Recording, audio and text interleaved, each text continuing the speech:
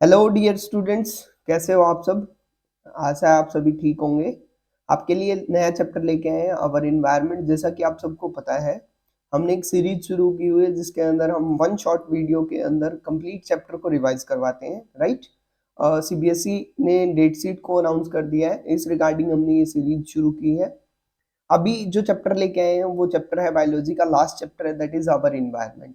पिछले लेक्चर में हमने हेरिडिटी की वीडियो को डिस्कस किया था, हेरिडिटी चैप्टर को डिस्कस किया था, राइट। जिसमें इवोल्यूशनरी पार्ट को हमने डिडक्ट किया हुआ है, right. According to the new syllabus जो हमारा इवोल्यूशनरी पार्ट है वो रिड्यूस कर दिया गया है सीबीएसई के द्वारा। तो आज का जो चैप्टर है वो अवर इन्वायरमेंट है।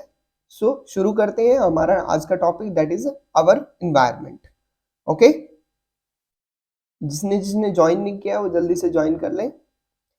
चलो, अवर इन्वायरमेंट, सबसे पहली चीज जो दिमाग में आती है वो यही आती है, इन्वायरमेंट का मतलब क्या है। देखो, ये हमने कोई पॉइंट ए मान लिया है और इसके सराउंडिंग में जितने भी बायोटिक और एबायोटिक फैक्टर्स सरवाइव कर रहे हैं, इंटरेक्ट कर रहे हैं, जो इंटरेक्टिंग सराउंडिंग मीडिया है, जो सब्सटेंसेस हैं जो इस पॉइंट के साथ इंटरेक्ट कर रहे हैं, उसको हमने क्या बोला बच्चे, इन्वायरमेंट बोला है, राइट। इन्वायरमेंट का वर्ड जो है वो इन्वायरोन से लिया गया है। इन्वायरोन एक लैटिन वर्ड है जिसका मतलब क्या है, surrounding, right. Okay, now let's read out the chapter. We have heard the word environment often being used on the television, in newspaper and by people around us. देखो बच्चे, different different way में environment word का use किया गया है। Our elders tells us that environment is not what is used to be earlier. Others say that we should work in a healthy environment. Global summit involving developed and developing countries are regularly held to discuss environmental issues. देखो, surrounding media जो है, surrounding substances जो हैं, उन सब से मिलके क्या बनता है, एनवायरनमेंट बनता है। In this chapter we shall be studying how various component of environment interact with each other and how impact the environment. किस किस चीज से मिलके बना हुआ है, ठीक है, मतलब बायोटिक कंपोनेंट क्या है, एबायोटिक कंपोनेंट क्या है, और वो कैसे एक दूसरे के इंटरेक्ट करते हैं एक दूसरे के साथ, कैसे रोल प्ले करते हैं किसके अंदर, एनवायरनमेंट के अंदर। वो सारी चीजें इस चैप्टर के अंदर हमें डील करनी है, राइट। ये था बेसिक। अभी जो शुरू करना है वो क्या है, फर्स्ट टॉपिक है, that is ecosystem. Okay, ecosystem. Ecosystem के अंदर हम जो डील करेंगे वो क्या डील करेंगे, बायोटिक और एबायोटिक कंपोनेंट्स को बेसिकली पढ़ेंगे, राइट। जो इकोसिस्टम है हमारा, जो मेनली जो कंसर्न्ड इन्वायरमेंट है, वो दो चीजों से मिलकर बना हुआ बच्चे। एक होते हैं एबायोटिक कंपोनेंट और दूसरा होता है बच्चे बायोटिक कंपोनेंट। एबायोटिक और बायोटिक कंपोनेंट से मिलकर के हमारा इकोसिस्टम बना हुआ है। All organisms such as plants, animals, micro organisms and human beings. देखो बच्चे, सारे ऑर्गेनिज्म, चाहे वो प्लांट की बात हो, चाहे वो एनिमल की बात हो, चाहे माइक्रो ऑर्गेनिज्म की बात हो, चाहे ह्यूमन बींग की बात हो, as well as physical surrounding. Physical surrounding में क्या है, चाहे एयर की बात हो, चाहे वाटर की बात हो, चाहे टेम्परेचर की बात हो, ये क्या है, हमारे फिजिकल फैक्टर्स हैं। Interact with each other and maintain the balance in nature. ये जो बायोटिक फैक्टर्स हैं जो हमने बात की, plant, animals, micro organisms, human beings, ये इंटरेक्ट करते हैं ये बायोटिक कंपोनेंट्स के साथ और बैलेंस बनाए रखते हैं, जिसको हमने क्या नाम दिया, ecosystem. All the interacting organism in an area with known living constituents of environment form an ecosystem। तो इकोसिस्टम किससे मिलके बना हुआ है, बायोटिक कंपोनेंट से भी और एबायोटिक कंपोनेंट से भी। Thus, an ecosystem consists of biotic component comprising living organism। Biotic organism में क्या आ जाएंगे, लिविंग ऑर्गेनिजम्स, और एबायोटिक कंपोनेंट्स में क्या आ जाएंगे बच्चे, physical factor like temperature, rainfall, wind, soil, minerals. ये किसके अंदर आ जाएंगे, एबायोटिक फैक्टर्स के अंदर। तो अब क्वेश्चन आया, what is ecosystem. Ecosystem is an area in which both biotic and abiotic components survives and interact with each other, right. उसको हमने क्या बोला, ecosystem. What are the components of ecosystem. Components कौन से हैं, एबायोटिक भी हैं और बायोटिक भी हैं। एबायोटिक में क्या आ गया, एबायोटिक में आ गया air, water, rainfall, soil, minerals, ये क्या आ गए एबायोटिक के अंदर। और बायोटिक कंपोनेंट में क्या आ गया, प्रोड्यूसर्स, कंज्यूमर्स, मतलब जितने लिविंग कंपोनेंट्स हैं वो सारे इसके अंदर आ गए। क्लियर है इतनी बात। ओके, नाउ अभी एक एग्जाम्पल के साथ इसको डील अप करते हैं। देखो, for example, if you have visit a garden, you will find out different plants such as grass, trees, flower bearing plant, rose, jasmine, sunflower, animals like frog, insect, birds। मतलब ये garden में हमने visit किया और ये सारे factors क्या हैं, ये बायोटिक फैक्टर्स हैं, क्योंकि सबकी लिविंग सिस्टम की बात कर रहे हैं। ठीक है, all these living organisms interact with each other, एक दूसरे के साथ तो इंटरेक्ट करेंगे ही करेंगे, साथ के साथ, and their growth, reproduction and other activities are affected by abiotic components. उसके साथ साथ एबायोटिक कंपोनेंट के ऊपर भी डिपेंडेंट होंगे। सो ए गार्डन इज एन इकोसिस्टम। तो ये जो गार्डन है ये इकोसिस्टम का एग्जांपल। और कौन से इकोसिस्टम का एग्जांपल है बच्चे? आर्टिफिशियल इकोसिस्टम का। किसका है?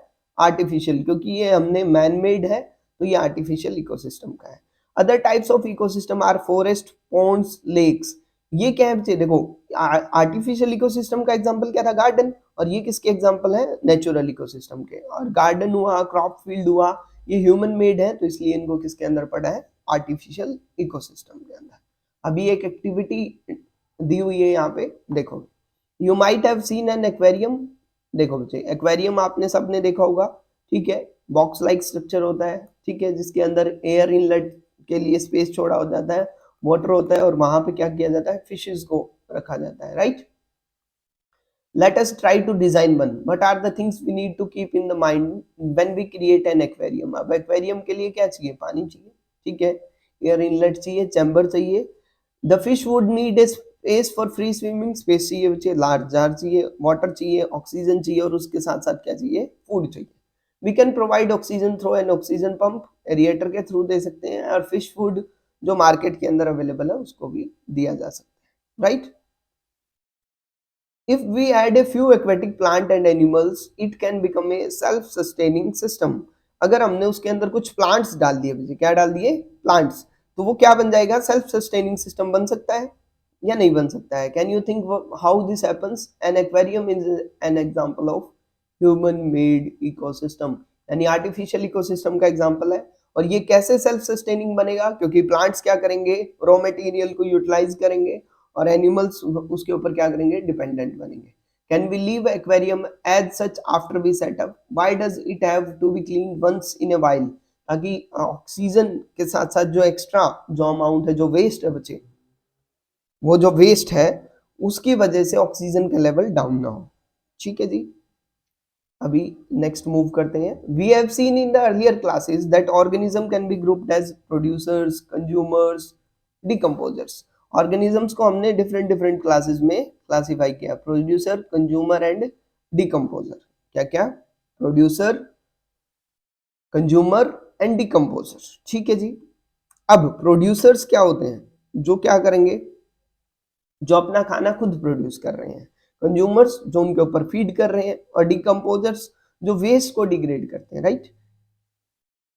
According to manner in which they obtain their sustenance from the environment. Let us recall what we have learned through the self-sustaining ecosystem created by us above. Which organism can make organic compound like sugar, starch from inorganic substance using radiant energy? Radiant मतलब solar energy।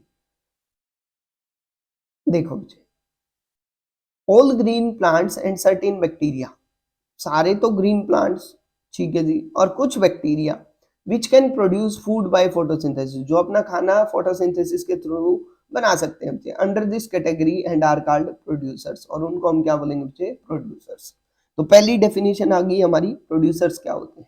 ठीक है जी। उसके बाद second देखो, organisms depend on producers either directly और indirectly, चाहे direct way में हो और चाहे इनडायरेक्ट वे में हो। अगर वो फूड को कंज्यूम कर रहे हैं, कहां से? प्रोड्यूसर्स से। कहां से बच्चे? प्रोड्यूसर से, चाहे डायरेक्ट वे में चाहे इनडायरेक्ट वे में। उनको हम क्या बोलेंगे बच्चे? कंज्यूमर्स। उनको क्या बोलेंगे? कंज्यूमर्स। ठीक है जी। Consumers can be classified variously, herbivorous, carnivorous, omnivorous, parasites. देखो बच्चे, हार्बीवोरस जो ग्रीन प्लांट्स के ऊपर फीड करते हैं, कार्निवोरस जो फ्लैश के ऊपर फीड करते हैं, ओमनिवोरस जो दोनों के ऊपर फीड करते हैं, और पैरासाइट्स जो फीड करते हैं दूसरे ऑर्गेनिजम्स पर बट उनको किल नहीं करते हैं। Can you give examples for each of these categories? Yes. Herbivores में एग्जांपल किसका आ जाएगा भाई? काऊ का। ओमनिवोरस में एग्जांपल आ जाएगा लॉयन का। ओम सॉरी कार्निवोर्स में एग्जांपल आ जाएगा लॉयन का, और ओमनिवोर्स में डॉग का, राइट। और पैरासाइट्स में एग्जांपल हम प्लाज्मोडियम का ले सकते हैं, एंडोपैरासाइट का एग्जांपल है, मलेरिया को कोज करता है, ठीक है। Imagine the situation where you do not clean the aquarium and some fish and plants have died due to eutrophication. Have you ever thought what happens to when an organism dies? The micro देखो बच्चे क्या होगा, मान के चलते हैं उस aquarium के अंदर हमने साफ सफाई नहीं की और जो O2 का लेवल है वो गिर गया और उसकी वजह से फिशेस डाई कर गई। अब उन फिशेस का क्या होगा? The micro organisms comprising bacteria and fungus break down the dead remains and waste of product of organisms. These microorganisms are decomposed.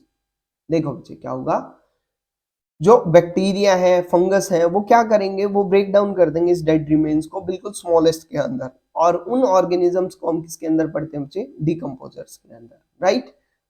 As they break down the complex organic substances into simple inorganic substances that go into soil and used up once more by the plants, what will happen to the garbage and dead animals and plant in their absence? Will the natural replacement of soil takes place even if decomposers are not there? No, replacement नहीं होती बच्चे, क्योंकि वो conversion नहीं हो पाता। Clear है? एक और एक्टिविटी दी हुई है उसको हम डिस्कस करते हैं। While creating an aquarium did you care not to put an aquatic animal which would eat others, what would happen otherwise? देखो बच्चे क्या होगा, अगर उसके ऊपर ऐसे नेक्स्ट को हम डालते तो उसकी स्टेबिलिटी एक टाइम के लिए बढ़ती, बट वहां पे अदर सोर्सेज नहीं है तो कुछ टाइम बाद वो खत्म भी हो सकते हैं। Make groups and discuss how the above groups of organisms are dependent on. देखो बच्चे क्या होगा, अगर हम बात की चलते हैं ये एक एक्वेटिक फूड चेन का एग्जांपल, तो सबसे पहले इसमें आ जाएंगे फाइटोप्लैंक्टॉन्स, ठीक है जी। फिर इसके अंदर आ जाएंगे जूप्लैंक्टॉन्स, फिर इसके अंदर आ जाएंगे स्मॉल फिश, और अगर हम इससे आगे जाएंगे तो लार्ज फिश, ठीक है जी। ये आप इजिली बना सकते हैं। नाउ अभी बात आई बच्चे क्या, जो हमने पीछे एक्टिविटी के अंदर डिस्कस किया, that is food chain and, right, food chain के बारे में डिस्कस किया। देखो बच्चे क्या होती है फूड चेन, देखो in activity 15.4 we have formed a series of organism feeding on one another. This series or organism taking part at various biotic level from a food chain। देखो बच्चे अलग अलग लेवल पे ऑर्गेनिजम्स को रखना, अलग अलग ट्रॉफिक लेवल के ऊपर रखना, वही क्या है बच्चे, वही फूड चेन को बनाता है, राइट।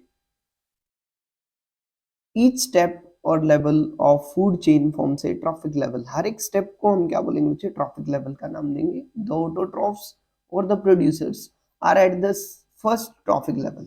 जो फर्स्ट ट्रॉफिक लेवल पे आएंगे वो क्या होंगे, ऑटोट्रॉफ्स होंगे, ठीक है जी। They fix the solar energy, वो किसको, सनलाइट एनर्जी को क्या करेंगे बच्चे, फिक्स करेंगे, यूटिलाइज करेंगे, and make it available for heterotrophs, और उसको अवेलेबल करेंगे किसके लिए, हेटरोट्रॉप्स के लिए, यानी कंज्यूमर्स के लिए। तो देखो सबसे पहले क्या है, प्रोड्यूसर्स, सेकंड पे क्या है, कंज्यूमर्स। द हर्बीवोर्स और primary consumers come at the second. जो हर्बीवोर्स होंगे वो सेकंड लेवल पे, स्मॉल कार्निवोर्स सेकेंडरी कंज्यूमर्स जो है वो थर्ड लेवल पे, और जो लार्जर कार्निवोर्स हैं या टर्सरी कंज्यूमर्स उनको फोर्थ लेवल के ऊपर होंगे, राइट। तो फर्स्ट लेवल पे क्या है, प्रोड्यूसर्स हैं, सेकंड लेवल पे क्या है, प्राइमरी कंज्यूमर, थर्ड लेवल के ऊपर सेकेंडरी कंज्यूमर, फोर्थ लेवल के ऊपर टर्सरी कंज्यूमर, राइट। और जैसे ही वो डाई करेंगे तो वहां से क्या आ जाएंगे, decomposers. We know that food we eat act as a fuel to provide us energy, energy मिलती है जिससे हम काम करते हैं। Thus the interaction among various component of environment involves the flow of energy. तो देखो बच्चे फ्लो ऑफ एनर्जी होता है कहाँ, अलग अलग ऑर्गेनिजम्स के अंदर, right, from our component of system to another, तो हमारे सिस्टम से आगे वाले में ट्रांसफर होती है। As we have studied the autotrophs capture the energy present in sunlight. अब ऑटोट्रॉफ्स में क्या है बच्चे, वो एबिलिटी होती है जिससे वो सनलाइट की एनर्जी को यूटिलाइज कर सकते हैं और उनको किस में कन्वर्ट कर देते हैं, सोलर एनर्जी को केमिकल एनर्जी में। This energy supports all the activities of living world. यही जो एनर्जी है वो सबको मिलती है बच्चे, मतलब टोटली डिपेंडेंट हम किसके ऊपर है, autotrophs. From autotrophs the energy goes to heterotrophs and decomposers. However, as we saw in the previous chapter, that is on sources of energy, When one form of energy is changed into energy, some energy is lost to the environment in form of which cannot be used again. एक law है physics में, ये law आता है efficiency के regarding, that efficiency can never be 100%। इसी तरीके से क्या है बच्चे, हमने यहाँ पढ़ा कि इन्वायरमेंट में जब एनर्जी ट्रांसफर होगी तो उसमें से कुछ एनर्जी यूटिलाइज होगी और उसको हम दोबारा यूटिलाइज नहीं कर सकते। The flow of energy between various component of environment has been extensively studied and it has been found that, देखो बच्चे बाद में उसकी रिसर्च को किया गया और क्या देखा गया, ये डिफरेंट डिफरेंट फिनोमिनाज वहां पे डिस्कस किए गए थे। अब वो फिनोमिना क्या क्या थे एक बार देख लेते हैं, ठीक है जी। जो wait a second, the green plants, first जो पॉइंट है वो क्या है, the green plants in a terrestrial ecosystem capture about 1% of energy of sunlight. जो ग्रीन प्लांट्स हैं, देखो यहां से क्वेश्चन बनता है, green plants are capable of only 1% to utilise from the solar energy. Solar energy का सिर्फ 1%, कितना परसेंट, 1% ग्रीन प्लांट्स क्या करेंगे, यूटिलाइज करेंगे और उसको कन्वर्ट कर देंगे फूड एनर्जी के अंदर। When green plants are eaten by primary consumer, a great deal of energy is lost as heat to environment and some amount goes into digestion and doing work and rest goes towards growth and reproduction. An average of 10% of food chain is turned into our body and made available for the next level of consumer। देखो green plants से solar energy किसे कितना मिला, 1%। किसको, producers को। Producers से consumers में कितना जा रहा है, 10%।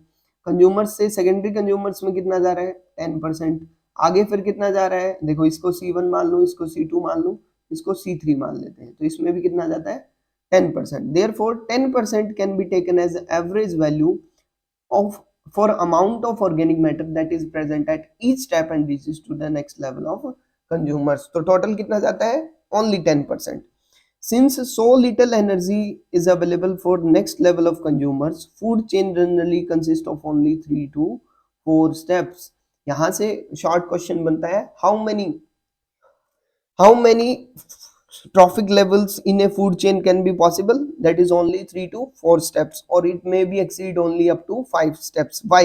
Because as there is great loss of energy at each trophic levels, after the 4 trophic level the energy level is very less, therefore no possibilities of maximum 5 to 6 trophic levels, right? There are generally a great number of individuals at lower trophic level of an ecosystem। The greatest number is producers। देखो बच्चे lower trophic levels पे जो number है बच्चे वो क्या होता है, ज्यादा होता है, ठीक है। जैसे प्रोड्यूसर्स में बहुत ज्यादा है, कंज्यूमर्स में और कम हो जाता है, सेकेंडरी कंज्यूमर्स में और कम हो जाता है, टर्सरी में और कम हो जाता है। The length and complexity of food chains very greatly. Each organism is generally eaten by 2 or more other kinds of organism, which is then eaten by several other organisms। So instead a straight line food chain, the relationship can be shown a series of branching called food web। देखो जब बहुत सारी food chain मिल जाती हैं तो वो मिल करके क्या बनाती हैं, फूड वेब बना देती हैं। जब एक सिंगल चेन की हम बात करते हैं तो वो क्या बनाती है, फूड चेन, राइट। और जब हम क्या करते हैं, बहुत सारी फूड चेन्स को इकट्ठा पढ़ते हैं तो वो क्या बना देती है, फूड वेब। देखो यहाँ ग्रीन प्लांट्स थे, उसको डियर ने खाया और डियर को किसने खाया, लॉयन ने, ठीक है। जब हम सिर्फ एक इस चेन की बात कर रहे हैं तो ये फूड चेन है, ठीक है। बट जब हम इन तीनों को ब्रॉड डोमेन में पढ़ते हैं, एक दूसरे के साथ इंटरलिंक्ड होके हम देखते हैं, तो वो क्या है, फूड वेब। वो क्या है, फूड वेब। क्लियर है इतनी बात। तो पहला जो एग्जांपल है वो फॉरेस्ट का है, दूसरा ग्रासलैंड का है और तीसरा उन्होंने पॉन्ड का बताया हुआ है। क्लियर है इतनी बात। तो तीनों एग्जांपल दिए हुए हैं। अब बात कर लेते हैं ट्रॉफिक लेवल की। तो यहाँ साइड में दिया हुआ प्रोड्यूसर जो है वो फर्स्ट ट्रॉफिक लेवल है, primary consumer secondary trophic level है, secondary consumers third trophic level है और टर्सरी कंज्यूमर्स क्या है, फोर्थ ट्रॉफिक लेवल है, right. 10% law of energy, Lindeman नाम के एक साइंटिस्ट थे, उन्होंने ये बात बताई थी कि एक ट्रॉफिक लेवल से दूसरे ट्रॉफिक लेवल पर जाने पर जो 10% एनर्जी है टोटल वही पास ऑन करेगी। अब एक क्वेश्चन कर लेते हैं, मान के चलते हैं प्रोड्यूसर्स के पास 1000 जूल एनर्जी थी, तो प्राइमरी कंज्यूमर के पास कितनी होगी, 100 जूल, कितनी होगी 100 जूल, और सेकेंडरी के पास 10 जूल, और टर्शरी तक आते आते 1 जूल। अभी आपके लिए एक क्वेश्चन है, हमने प्राइमरी कंज्यूमर्स के पास हमने बोल दिया है 2000 जूल एनर्जी है, ठीक है। वो 2000 जूल एनर्जी प्राइमरी कंज्यूमर्स के पास है, हमें ये बताना है टर्सरी कंज्यूमर्स के पास कितनी एनर्जी होगी। जिसने भी आंसर सही दिया उसका कमेंट पिन कर दिया जाएगा, राइट। चल,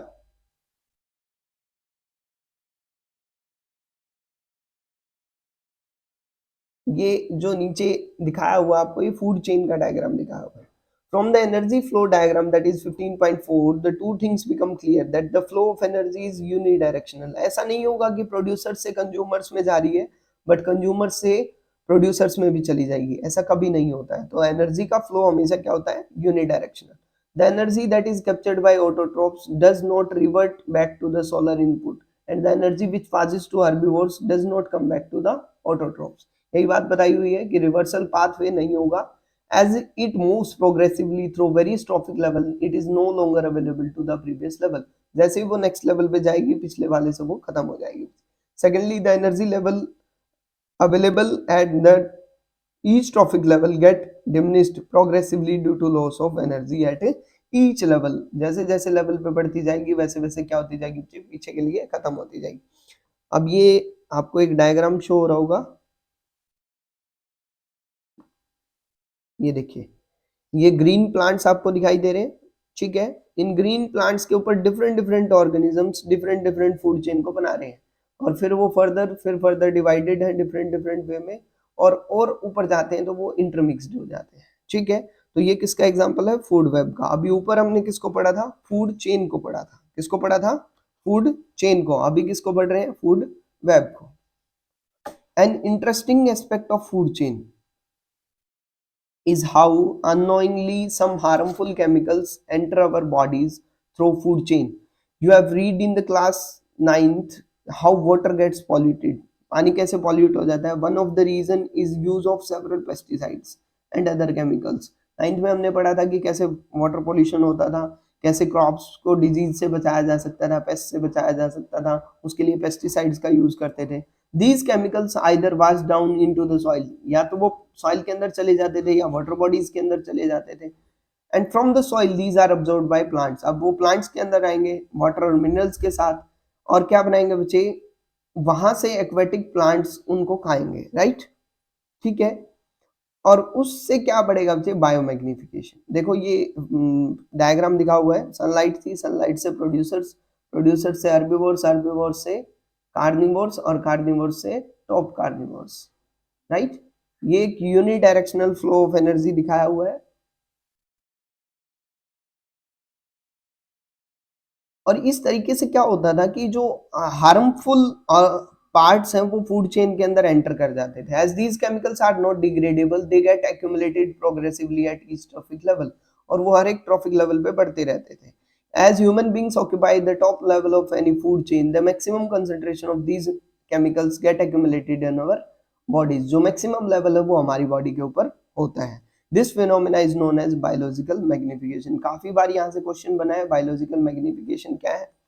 This is the reason why our food grains such as wheat and rice, vegetable and fruits and even meat contain varying amount of pesticide residue. They cannot always be removed by washing or other means, और उनको by washing हम remove नहीं कर सकते। क्या sources है, हम इनको फिर कम कर सकते हैं। देखो बच्चे, अब बात आई हमारी एक्टिविटीज। देखो कुछ क्वेश्चंस दिए हुए हैं, what are trophic levels, give an example of food chain, state the different trophic level in it. क्या आप इजीली इसको बता सकते हैं? अच्छा क्वेश्चन है, ये मैंने करवाया हुआ है। What is the role of decomposer in the ecosystem, क्या रोल है, आप बता सकते हैं? बिल्कुल बता सकते हैं। आई थिंक वीडियो देखने के बाद ये आपको क्लियर हो गया होगा।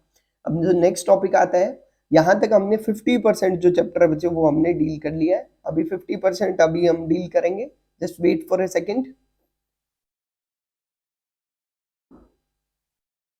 How do our activities affect the environment, हमारी एक्टिविटीज का कैसे इम्पैक्ट पड़ता है हमारे इन्वायरमेंट के ऊपर।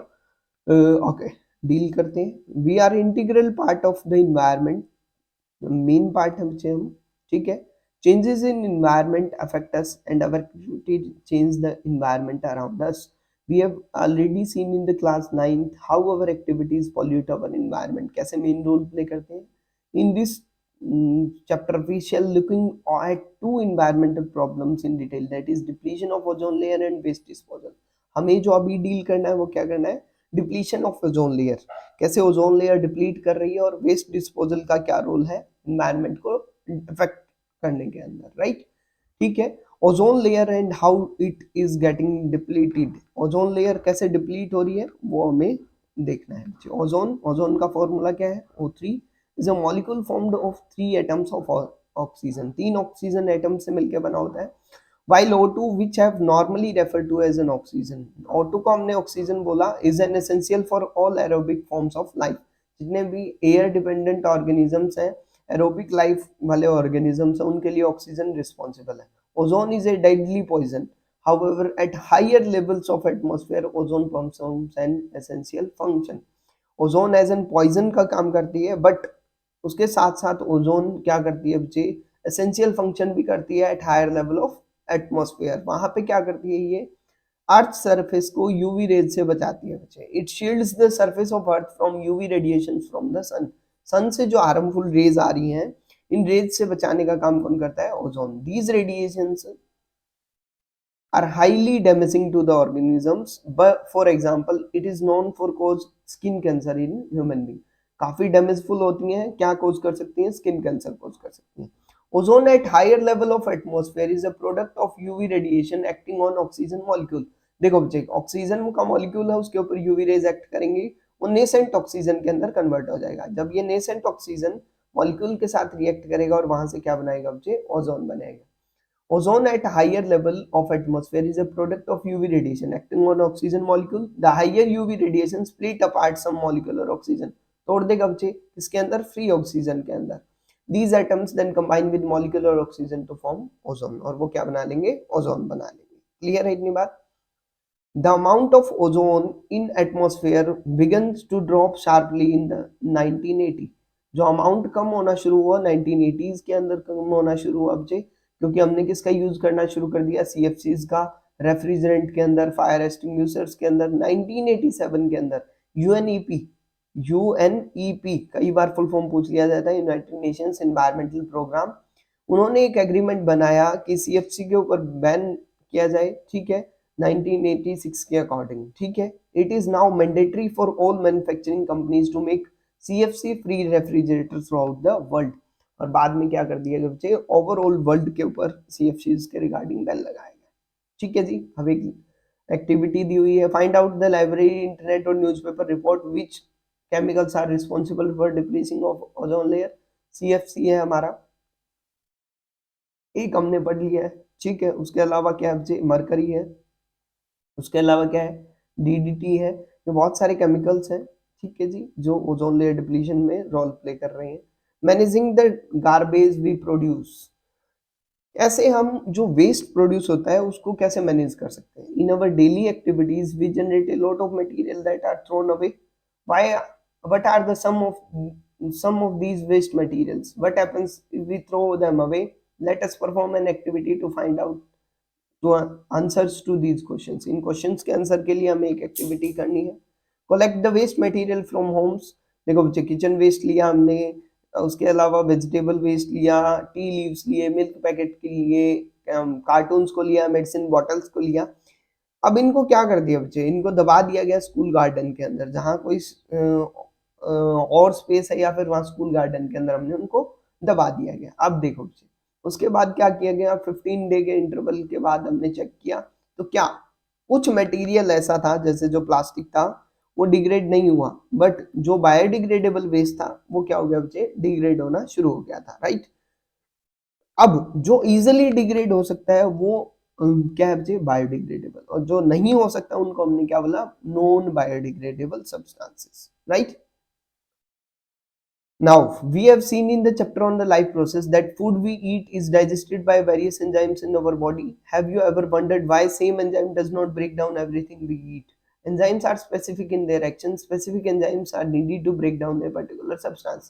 देखो बच्चे, लाइव प्रोसेस में हमने पढ़ा था एंजाइम्स क्या करते थे, हम फूड को ब्रेक डाउन कर देते हैं। अगर हमने कुछ भी खा लिया और उसको डिग्रेड क्यों नहीं कर सकते फिर एंजाइम्स, क्योंकि वो क्या होते हैं बच्चे, पर्टिकुलर फंक्शन करते हैं। ठीक है जी, that is why we will not get any energy if we try to eat coal. अगर हमने कोयले को खाने की कोशिश की और उससे एनर्जी मिल जाएगी हमें, तो बिल्कुल नहीं मिलेगा। ठीक है, इसी तरीके से क्या है, ह्यूमन मेड मटेरियल है लाइक प्लास्टिड, तो वो क्या करता है, उसके ऊपर बैक्टीरिया एक्ट नहीं करता है, सेप्रोफाइट्स एक्ट नहीं करते हैं, और वो हीट प्रेशर के थ्रू ही क्या होते हैं बच्चे, एम्बियंट कंडीशंस में क्या हो सकते हैं बच्चे, सरवाइव कर सकते हैं और लंबे टाइम तक क्या कर सकते हैं, सरवाइव कर सकते हैं, और उनका डिग्रेडेशन मुश्किल है, इसलिए वो क्या है, नॉन बायोडिग्रेडेबल।